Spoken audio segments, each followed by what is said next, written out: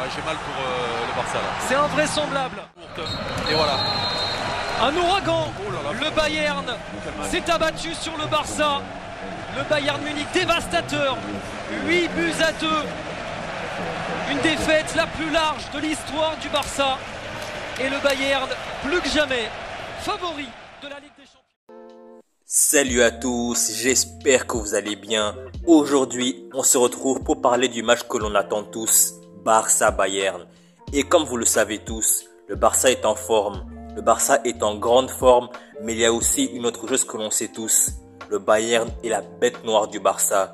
La dernière fois que le Barça a battu le Bayern, c'était en 2015. Une époque où la MSN faisait peur à toutes les défenses de la planète. Une époque où le Barça était sur le point de réaliser le sextuplé avec Luis Enrique sur le banc.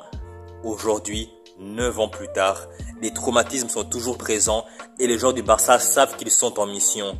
Ils savent qu'ils doivent absolument battre le Bayern demain soir pour redorer l'image du club sur la scène européenne. Après une série de 6 défaites consécutives face au Bayern, y compris l'humiliante défaite 8-2 en 2020 lors du Final 8, le Barça a besoin absolument de retrouver son prestige sur la scène européenne. Les supporters du Barça sont habitués aux désillusions sur la scène européenne depuis maintenant plusieurs saisons et attendent une réaction. Donc gagner contre le Bayern permettrait d'effacer ou du moins atténuer les traumatismes des échecs passés et renforcer considérablement la confiance des joueurs.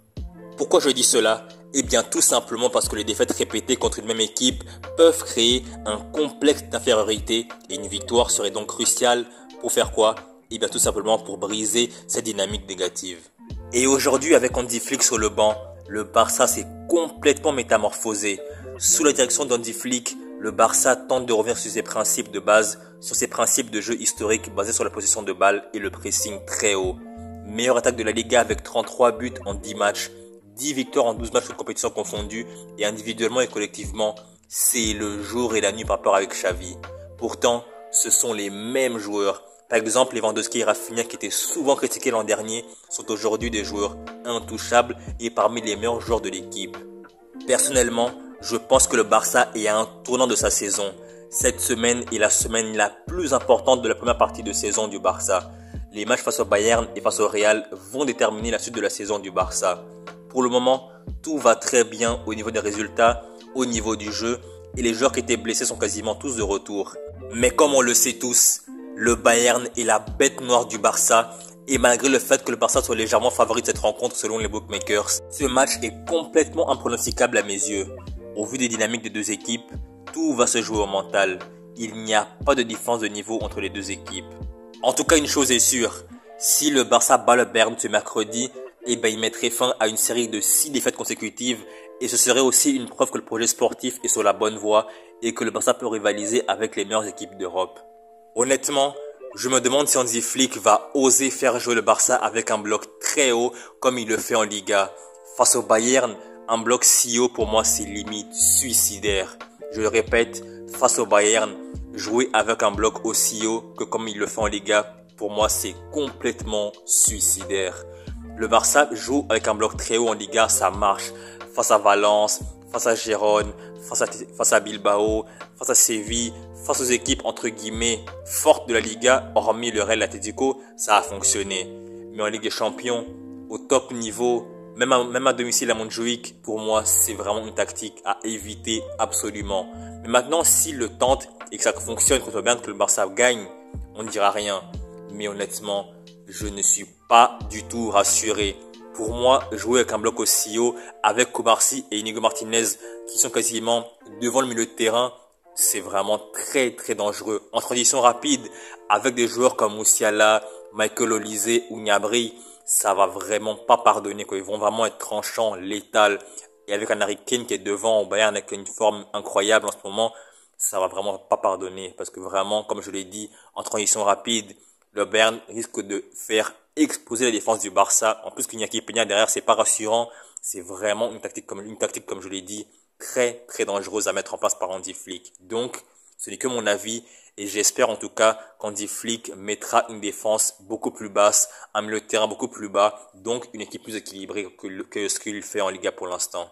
Mais vu qu'en face, avec Vincent Kompany sur le banc, le Bayern fait la même chose. Le Bayern joue avec un bloc très haut, une défense très haute, donc on a une garantie de quoi? on a une garantie de but. C'est sûr et certain que dans ce match-là, il y aura au minimum 3 buts et les deux équipes vont marquer. Ça, c'est une garantie. Maintenant, qui va gagner? Ça, je ne sais pas. En tout cas, une chose est sûre pour moi, il n'y aura pas match nul. Soit le Barça gagne, soit le Bayern gagne. C'est sûr et certain pour moi. Depuis tout à l'heure, je parle du bloc haut du Barça. Je parle de la défense qui est alignée très très haute, limite en ligne médiane. Mais en dehors de ça, il y a une question que je me pose. Qui c'est qui sera le 11e titulaire au Barça mercredi contre le Bayern? Pour l'instant, on connaît le nom des 10 joueurs qui vont jouer à coup sûr contre le Bayern. Iñaki Peña dans les cages, Inigo Martinez Cubarsí en défense centrale, Baldé couloir gauche de la défense, Koundé à droite, Casado et Pedri devant la défense, Rafinha au poste de ailier gauche, Lamine Yamal ailier droit et Robert Lewandowski attaquant de pointe. Maintenant, le 11e joueur, qui sera-t-il? Eric Garcia s'est blessé, Gavi revient de blessure, Daniel Olmo revient de blessure, Fermin revient de blessure, Pablo Torre, lui, quant à lui, il est en forme, la preuve, il a mis un doublé contre Séville ce dimanche soir. Personnellement, je pense justement que ce sera Pablo Torre qui sera aligné. Quand on regarde l'état de forme des joueurs du Barça en ce moment, parmi les joueurs qui ne jouent pas beaucoup, Pablo Torre est le joueur le plus en forme. Dès qu'il joue, dès qu'il a des minutes de temps de jeu, il est toujours performant. Il joue toujours à un très bon niveau et en plus cette saison, il en est déjà à 3 buts.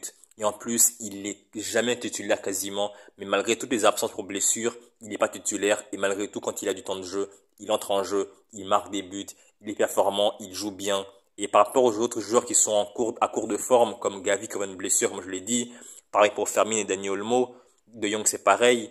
Pour moi, Pablo Torre est clairement le joueur qui va jouer au poste de numéro 10 au Barça contre Bayern. Du coup, ce sera Pablo Torre derrière Lewandowski, Lamine Yamal à droite, Rafinha à gauche, Pedri Casado au milieu de terrain, Baldé, Koundé sur les couloirs de la défense et Cubarsí et Inigo Martinez en défense centrale avec une équipe dans les cages.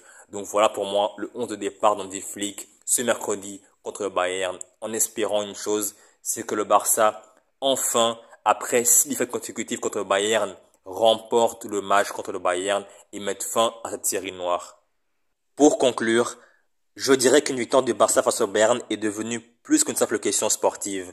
C'est un enjeu de prestige, de validation du projet actuel et un moyen de tourner la page définitivement après une série de matchs très compliqués face au Bavarois. Donc voilà, c'est la fin de la vidéo. J'espère que vous avez aimé la vidéo. Si c'est le cas, likez, commentez, partagez et surtout abonnez-vous. Pourquoi vous abonner? Eh bien tout simplement pour ne rien rater de la suite de mes vidéos. Salut et à la prochaine.